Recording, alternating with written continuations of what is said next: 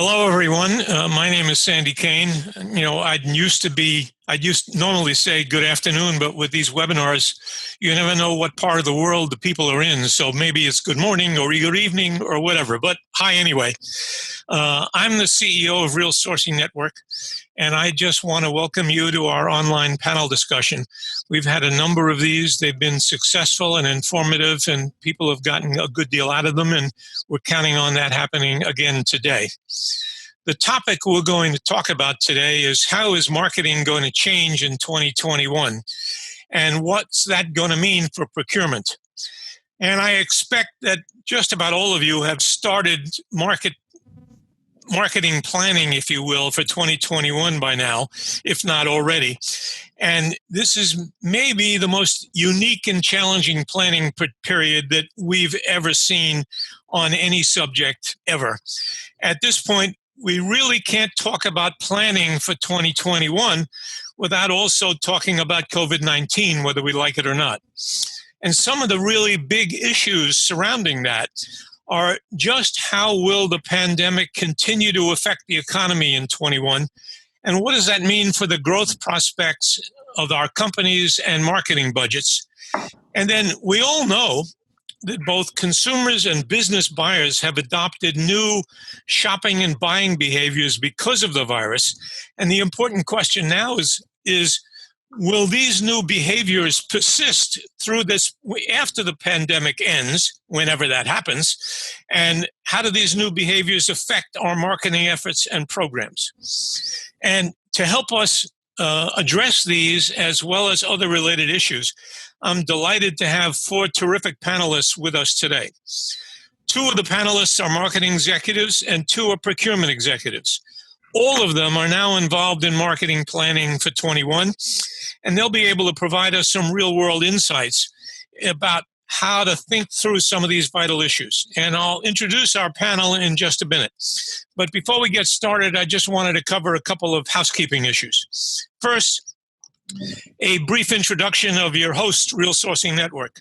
We are a company that provides an e-sourcing software solution for printed materials and a wide range of other marketing services, including graphic design and copywriting, web design, video production, packaging, and mailing services. We also offer a comprehensive procurement outsourcing solution for print and marketing services. All of our customers have been affected by the pandemic in one way or another, and virtually all are now in the process of deciding what their marketing will look like in 21. So this is clearly an important topic for all of us. I also want to take the opportunity to remind you and encourage you that you can take advantage of the chat feature in Zoom at the bottom of your screen. You can also ask questions also at the bottom of your screen. When we first started doing these, I used to give out instructions to people as to how to do it. But we've all had enough Zoom calls that by now you're probably experts, so I'm not going to waste your time on that. And the last comment I wanted to make from a housekeeping standpoint is to tell you that we are recording this event. And we'll be sending you a link so that you can see a copy of the video in the next few days so you don't have to take copious notes, and it'll also be accessible on our website going forward. Okay, so let's meet our panel. First, I want to introduce you to Matt Smith. He is the Senior Director of Marketing and Communications at the Medical Society of Virginia.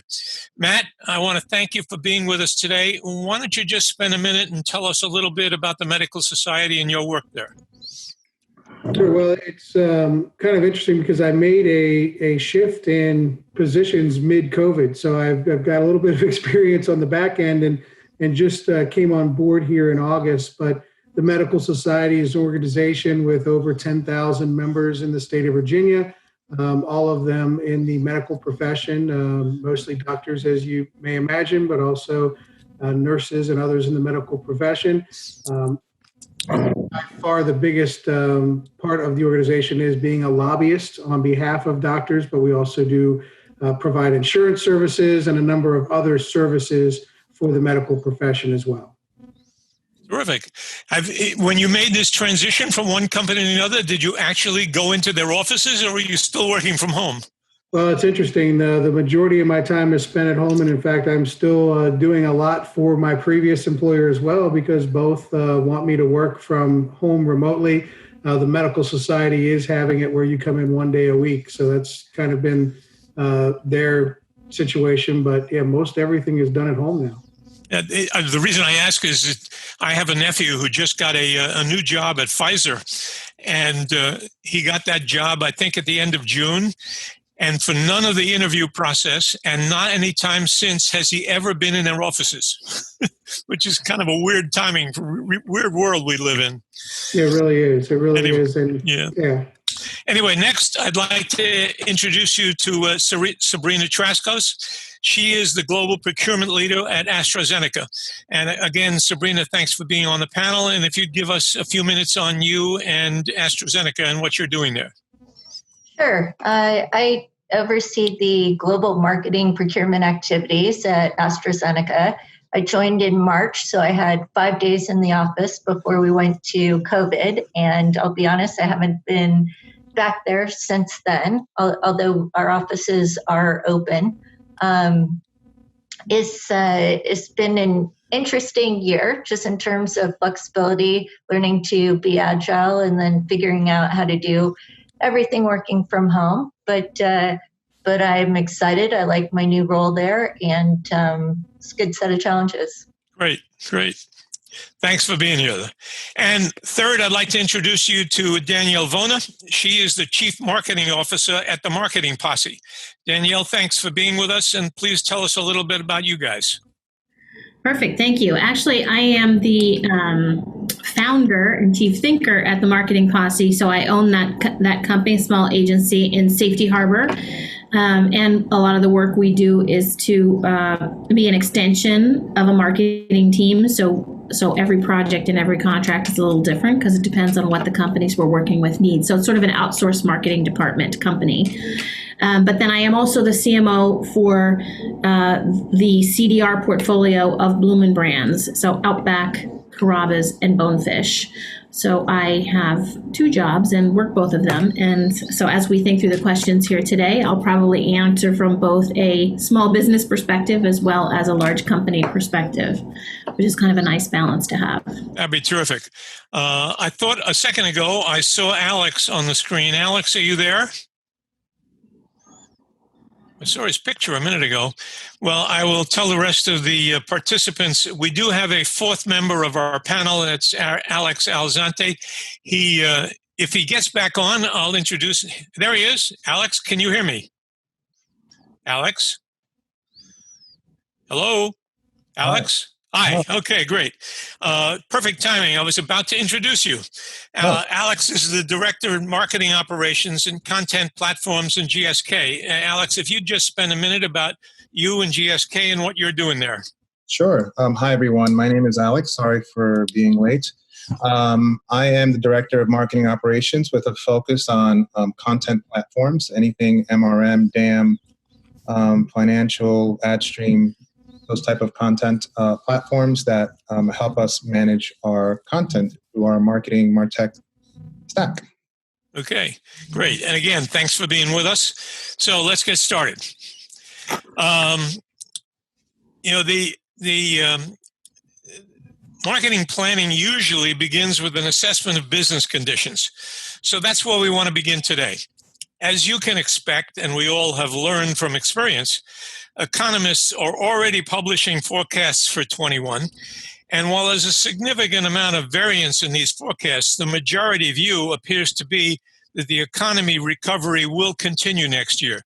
We're also in a unique situation, of course, because none of us in our lifetimes have seen a situation like this. So the ability to forecast where we're going is a difficult thing to do, especially since with the resurgence of the virus, it's hard to really tell exactly what the economy is going to look like in the coming months and quarters and most of next year. Having said that, I will tell you that there's a number of forecasts. In this case, for example, the Conference Board has recently projected that the U.S. economy will grow by 3.5% in 2021. And on average, a group of Wall Street economists have recently surveyed by CNBC and Moody's, and they said that the economy will grow by 4.9% next year. And then, you know, there's also talk that the unemployment rate is going to drop from where they expect it to be at just under 8% by the end of this year to 5.5% by the end of 2021. Of course, all of these numbers look very positive, but when you consider where we were earlier this year, it's kind of hard to tell exactly what's going on with these numbers. And we're all kind of flying blind, but that's kind of the best we are able to do. So, you know, obviously, you know, overall economic conditions are obviously important, but business conditions will vary considerably from one company to another. So with that in mind, I want to ask the panel to address these questions. First, you know, how has the pandemic affected your company this year? And did the impact change as the year progressed, going from where we were in the first quarter to where we are now? Alex, you want to hit that one? Yeah, I mean, from a consumer perspective, it's a moving target. Prior to pandemic, you know, anything we knew about our customer has changed, right? It drastically changed. Offline markets just took a beating in the retail sector, and we got a surge on e-com on that. So when it comes to measuring data, makes it a bit difficult to understand where we are going to be in the future, being that we just, you know, we're in a pandemic, and what does that mean for us in reality, right? So it's something that, in my opinion, it's a moving target, and a lot of the organizations are just dealing with. And along those lines, as a follow-on to that, you know, do you guys see real good opportunities for you in 21? Yeah, absolutely. I mean, it's forcing us to be more digitally mature, right? Pushing us to learn more about our consumers, what they need from us, how we connect with them, what we need to do, and what we need to provide our organization and our consumers regarding technology, right? And how we connect with them. So I think there is a big opportunity for organizations that are digitally mature to actually take that opportunity to move that forward. Okay. Danielle, you want to answer those same questions? Sure. So for the marketing posse, when the pandemic hit, first of all, we were able to take advantage of some of those small business loans, which were critical to our survival. I'm not sure how that works with others, but I think for small businesses in general, this was a really difficult year. So that really helped us. As an effect of that, we also paid it forward and did, complimentary services for a few months. Since that money was sort of given to us, we sort of paid it forward with some of the companies we work with that we knew were struggling, especially in like the restaurant category or places like that where we know it was very difficult. I would say all the new business completely dried up right away at the beginning, and that was one of the most difficult things. Quite frankly, we didn't lose a lot of business. We lost no business. Some people pulled back if their products or services were not relevant in the moment, and we actually had some that leaned in because their products were very relevant in the moment. We had a CBD lotion company that's perfectly appropriate for them to lean into, some of the benefits of their product in a time like that, but certainly not some of the other products we work on. So we were really thoughtful about how to recommend communication plans for those companies. And I would say probably 2 months ago, we started to see people coming back in terms of new business. And that actually tended to be, there's a few that we are brand new that we're talking to, but some of them were people we were talking to when everything hit. Then they went dark for quite some time, and now they're sort of coming back. So I think in general, I feel like going into the first quarter, there's going to be this when the snow melts kind of mentality that things will start to, feel a little bit more like they did before, although we're never going to go back to exactly where we were. So, I would say very difficult at the beginning, especially anything that has to do with the restaurant industry really hit hard. And then as we've looked at the last few months, it certainly is feeling better. although we are seeing more resurgence now, so we still have challenges with areas of the country closing or reducing capacity for those types of retail or restaurant type of locations. You know, it's interesting. At RSN, among other clients, we do have a number of restaurant chains that were clearly affected the same way as you just described, but we're seeing a good deal of that coming back. We're also finding an increase in business because companies are focused on, they still have to do print and marketing kind of things, and we provide those services and save them money, and the saving of the money becomes even more important.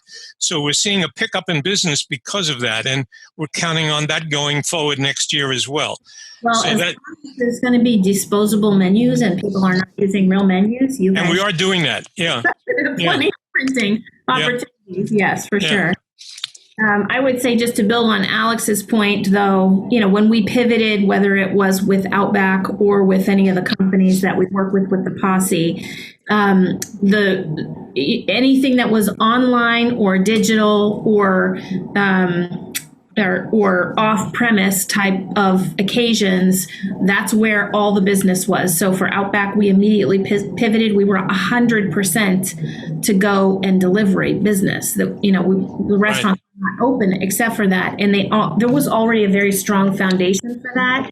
Otherwise, it would have been a significant problem. Right.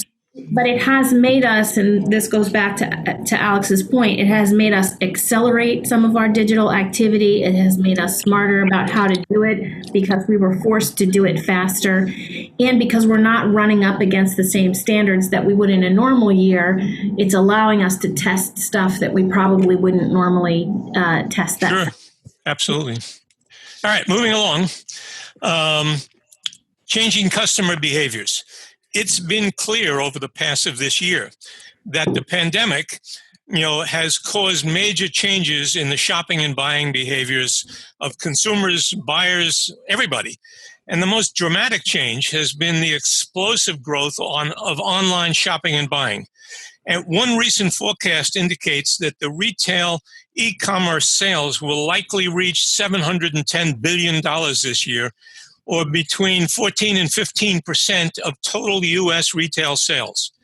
The pandemic has also forced companies to change how they communicate with their customers and prospects, and it's changed how consumers and buying and business buyers evaluate their purchases. And if you look at this chart, you can see the growth that is going on, over the last few years going into the future of online sales. And you'll notice that the percentage of online sales to total sales, that's the line in blue, is continuing to increase each year with the overall change from year to year, shown in the red line. So it's dramatic improvement over time of e-commerce sales. With that in mind, a big challenge for marketers is to determine which of the new customer behaviors will persist as we come out of this pandemic. So I have 3 questions for the panel on this subject. One is, have you seen major changes in the shopping and buying behaviors of your customers this year? And do you think all of these changes will persist next year? And if so, which changes do you think are most likely to be long-lasting? Okay. Matt, you want to hit that? Sure, I can give you a couple examples. The first one would pertain to the medical society, and potentially other nonprofits. Most of their major fundraising is done by in-person events, and their constituency is the medical field and doctors in particular. And they were forced up against having their annual meeting and their annual conference done virtually, which took away their big gala, which took away their auction, which took away really all of their main fundraising mechanisms. But and if you work with doctors on a regular basis, they're not the most technologically adept folks. So they, to an online virtual conference, but it did affect everything from fundraising. And we had to go through a process where we're teaching our constituency how to communicate in this era, in this age. The position that I was in before moving to the Medical Society in August was with a a gaming and casino-like facility that also has horse racing, and that changed dramatically in that we really went more to direct mail, and we took the approach of communicating more with our higher dollar players, and their successes have been amazing based on hitting the right customers at the right time. And their revenues are actually above where they were before pandemic, even though they can only operate at half capacity. So that has been really interesting, despite a furlough and a closure for about 2 months. Oh. Alex, what do you think? I see this line and I see Amazon. Just Amazon is such a present, powerful force to be reckoned with. And sitting on my couch the other day, I was looking at I was doing some work on a Sunday, and my wife's looking through her phone, through her mobile, trying to buy Advil. And she's like, "Oh, look, honey, Amazon Essentials is now they have their own consumer health product line, right?" And so when I look at this trend of e-commerce, I'm thinking of Amazon and that force, and how much of Amazon's contributing to that 15%, because it's really affecting a lot of the focus and organizations that are going against them, right? Like us, from a consumer health standpoint, right? So it's something that it's something to keep your eye on, to learn and kind of try to be in front of their curve. Okay. Anybody else want to chime in on that? I actually think this chart is light. I think it's going to be much higher. The percent is going to be much higher. The stat that I saw on shopping online for the holidays was that it's going to be 50% of the purchases this year between now and the end of the year. So that this is a total year view, so it's sort of a different look. But I think that behavior is going to be dramatic here in the shopping season. They've already started shopping for Christmas. And I think it's going to carry over because they're building behaviors and learning how to use digital tools that they were afraid of before. And we've seen it ourselves in videos and other things that we're using now that we probably didn't use much before. So we've certainly seen it in some of the businesses that I'm working on. So I think it's going to be even more dramatic than these numbers. I don't doubt that. And to be honest, this chart was the latest one we could find on the subject, and it's from May. So clearly since then, I think the numbers have gone up. And you're right. As you look between now and the end of the year, it's significantly going to be higher as well. So I wouldn't be a bit surprised if that number was a number of points higher than what you see here, both in terms of total dollars as well as the percent increase on that standpoint. Several of recent surveys have been done that have indicated that many marketers made significant changes in their strategies and tactics as a result of the pandemic. Some surveys marketers have said that they're likely to make more changes in 21 going forward. So on this topic, I'll again have 3 questions for you guys, okay? And one is, did you change your approach to marketing or your marketing tactics or channels this year because of the pandemic? And do you think that you will see a continuation to use these tactics or in channels in 21 or new ones on top of that?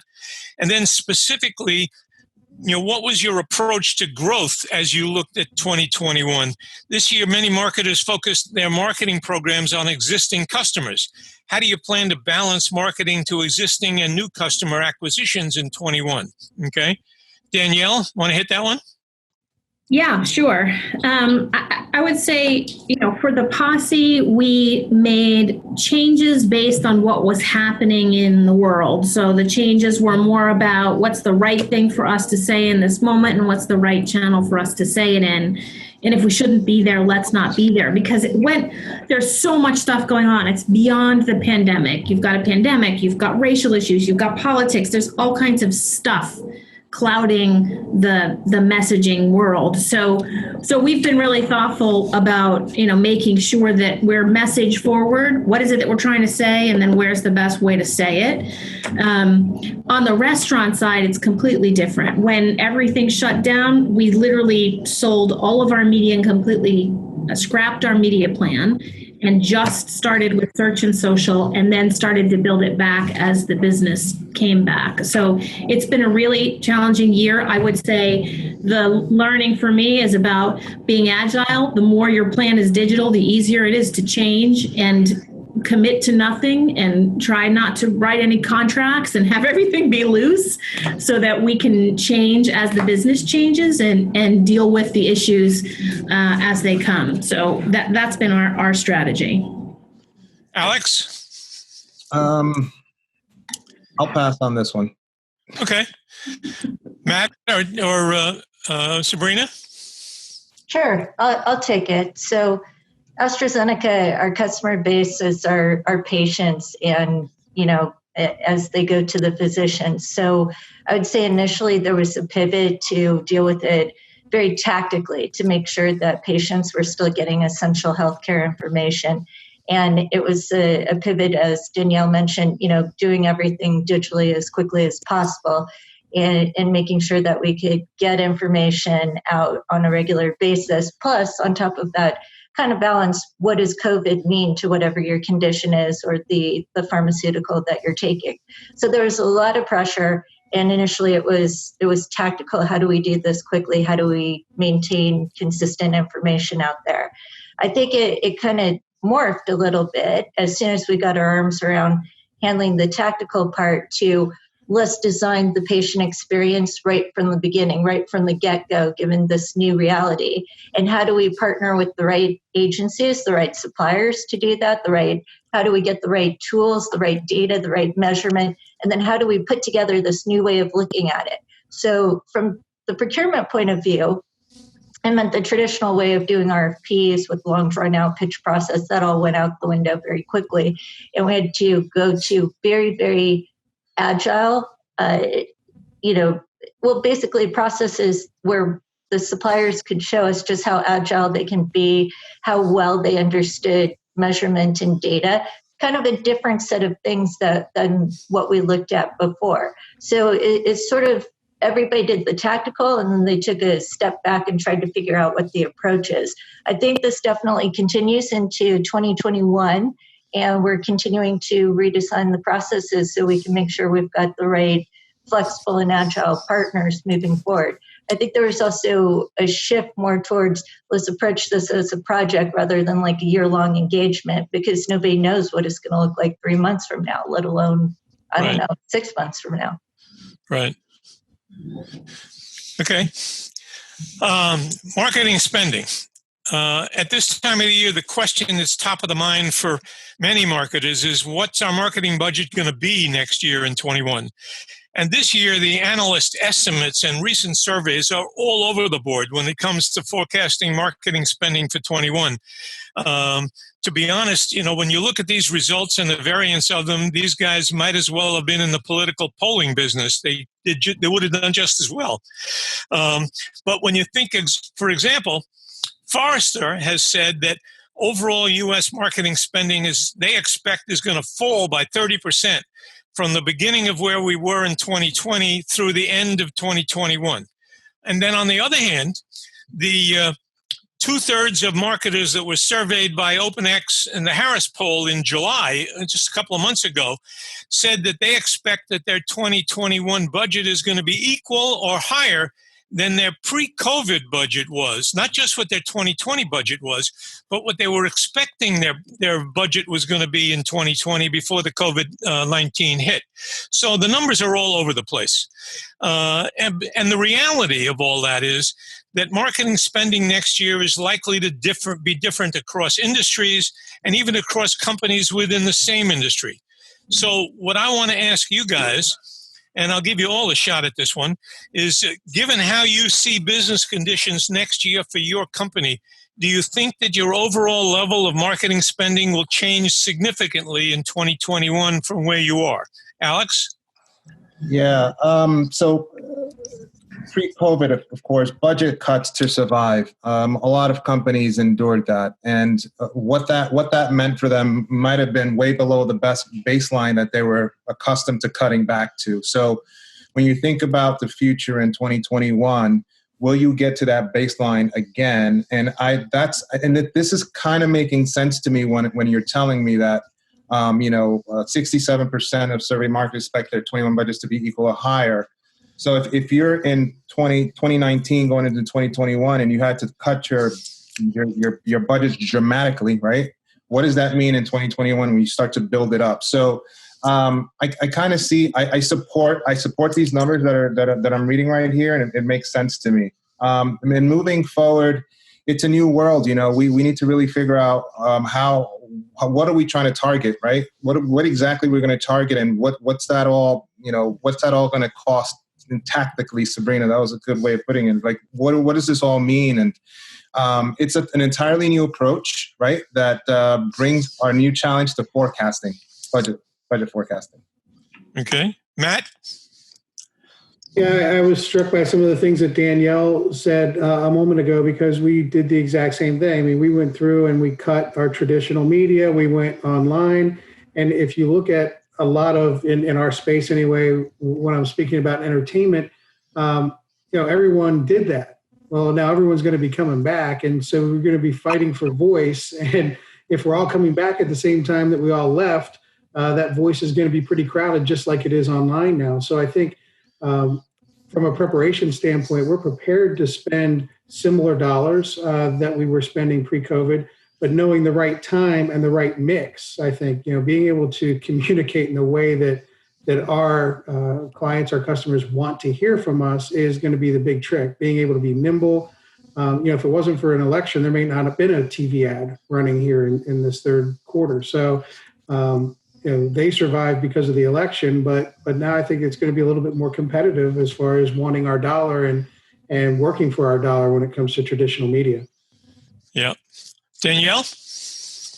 I think for, partners that we work with at the Posse, for the most part, I would see them coming back in 2021 with similar levels to what they had in 2019, depending on what kind of business it is. But based on our current portfolio, I think that it really is dependent on the industry and how, difficult it was. We have a company we're starting to work with who has done bang up business during this time. And so they're in a very different position than like a restaurant. So it depends a lot. I would say for companies that have a bigger budget, there isn't very many times, and I've been doing marketing for longer than I want to admit, that there isn't a time when we've said we were going to do zero-based budgeting where we really did it. Like, I don't know about the rest of you. We say we're going to do zero-based budgeting, but it never ends up really being zero-based budgeting. This is actually a year when we are really doing it because we went back to zero, when this happened.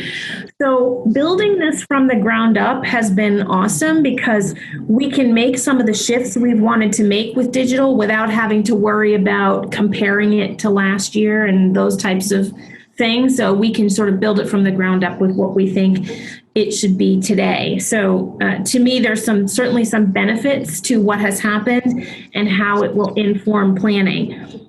That said, the budget itself for next year is likely going to be lower, in my mind, if we continue to see closures and pandemic effect in the first and or the second quarter. For as long as that is going on and impacting business, I think the budget will be impacted. And as soon as we get back to sort of some semblance of normal, then I think the budgets will come back. Good point. Sabrina? Well, at my company, I think we've got a lot of product launches next year. So our budgets are kind of maintaining where they are. The thing that I think is a little bit different is that there's an emphasis on flexibility. So, there's things that we have to commit to ahead of time. And then there's a portion of our budget, be it in advertising or in media, where we're trying to figure out what is the balance between committed and flexible so that we can pull back as need be. We see what happens with the year. This has been such a unpredictable and unstable year that I think flexibility is just at the forefront of everybody's mind as they plan for 2021 and beyond. Okay. Did somebody want to add something? I thought I heard somebody say something. Nope. Here. I'm sorry? Right on, Sabrina. Here. I agree. In the time we have left, I wanted to focus on a couple of internal marketing management topics. The first is marketing technology. According to the Gartner 2020-2021 spend survey, technology now accounts, I guess I should change the chart. There you go. It now accounts for more than 26% of the total marketing budget. It's the single largest component of the budget. And as you can see on this chart, more than 2/3 of the marketers in the survey, 68% to be exact, think that their budget for MarTech will increase next year. With that in mind, I have 3 questions for you guys. And one is, has your experience this year during the pandemic changed your view in any way regarding the importance of MarTech?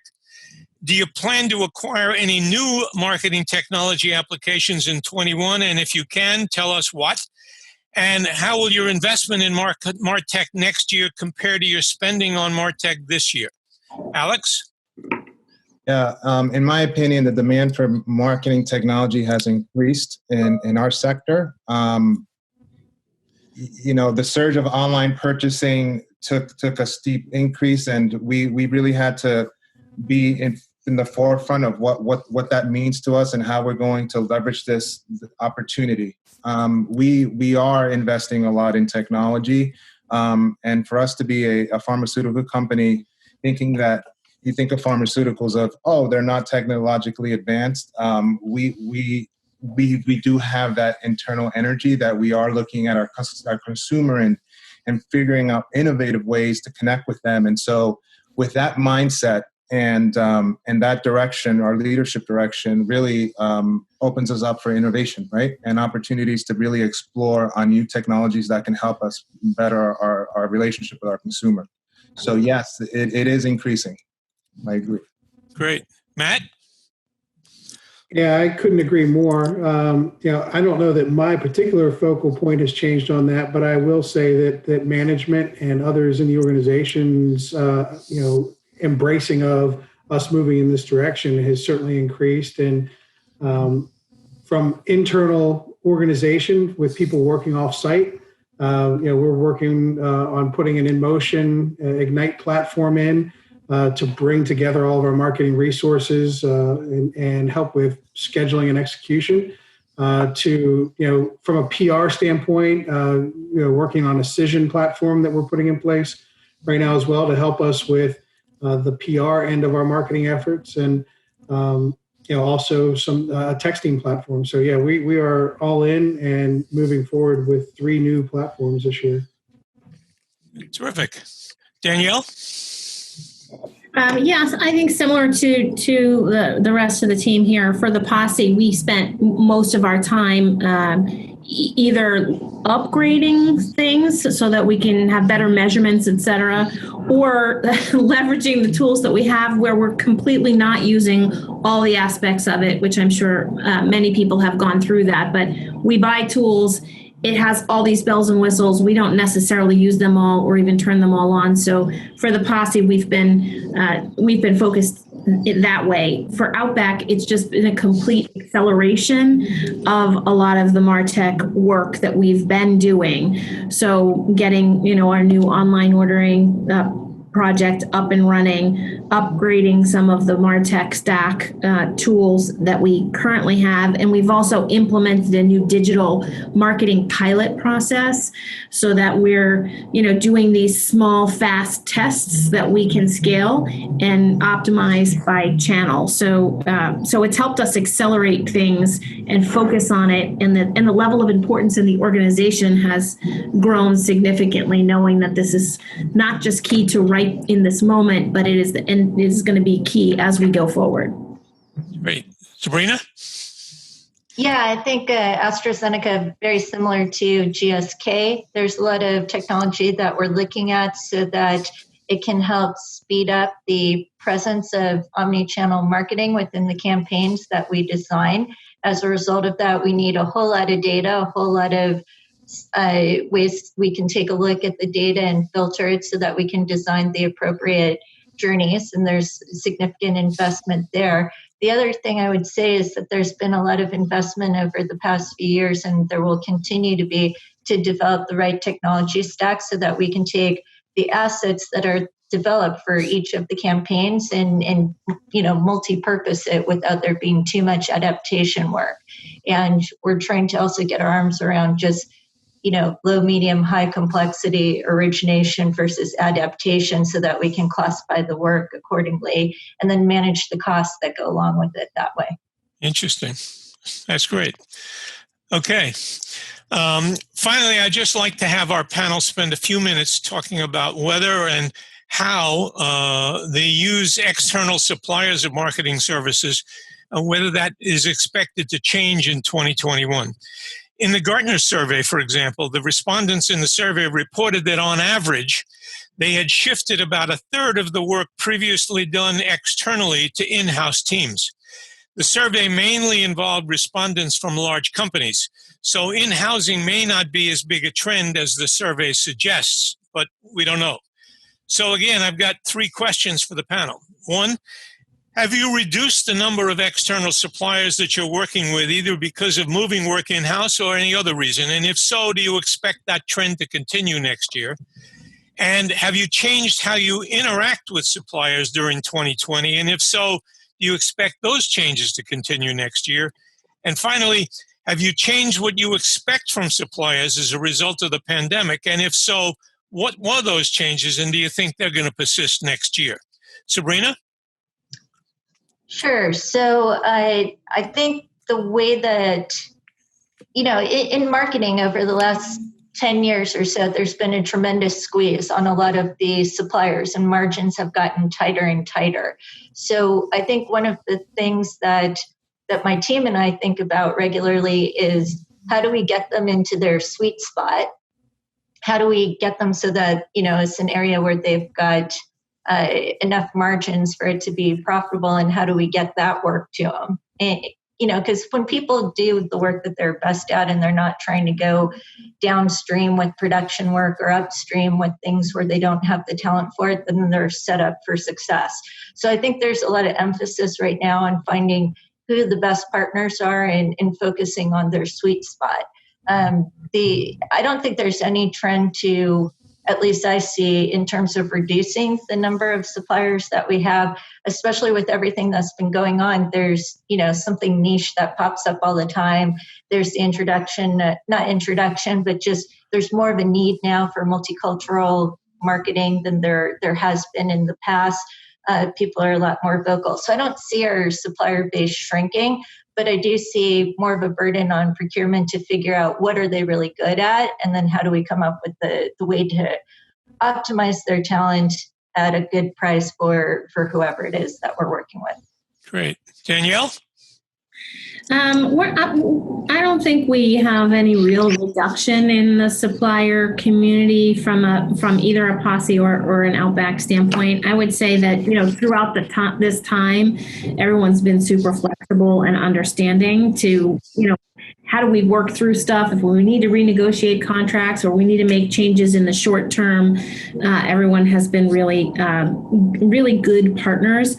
Overall, and a colleague of mine said this and it just resonated with me, less dates and more marriages is what I'm after. So making sure they are truly partnerships and leveraging those talents of the people in our portfolio now. And if we don't have the right partner, don't let it drag on, make a change and do it quickly so that you can get to the business of the business, because there's too many great people out there to be unhappy with a supplier.